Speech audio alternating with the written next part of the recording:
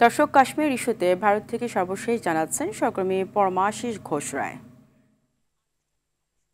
ভূস্বর্গের মাটিতে সন্ত্রাসবাদী হামলার কিন্তু ৮ দিন অতিক্রান্ত হয়েছে। আজকে ৯ দিন, অর্থাৎ গত ২২শে এপ্রিল কাশ্মীরের ভূস্বর্গের অর্থাৎ অনন্তনাগ জেলার পহেলগাঁওতে যে জঙ্গিরা যে হামলা চালিয়েছিল, টিআরএফ জঙ্গি গোষ্ঠী পাকিস্তান মদতপুষ্ট, সেই জঙ্গি গোষ্ঠীর হামলার প্রতিবাদে কিন্তু ভারত কিন্তু একেবারেই সোচ্চার।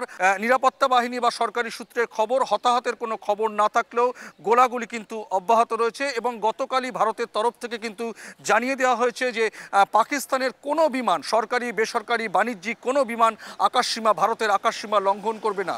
যদিও কিছুদিন আগেও পাকিস্তানের তরফে কিন্তু সেই ঘোষণা দেওয়া হয়েছিল।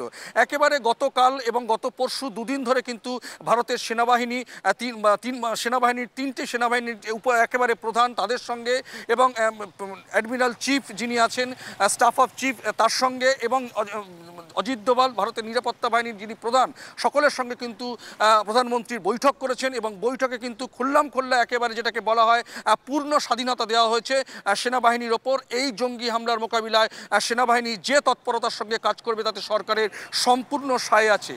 সর্বশেষ খবর অনুযায়ী যে ইতিমধ্যেই গতকালই কাশ্মীরের ৪৮টি পর্যটন স্থল কিন্তু বন্ধ করে দেওয়া হয়েছে। সমস্ত ভারতের পাটে যে বাংকারগুলো রয়েছে নিরাপদে, সেখানে বাংকারগুলো পরিষ্কার করানোর চেষ্টা চলছে সেনাবাহিনীর তরফে।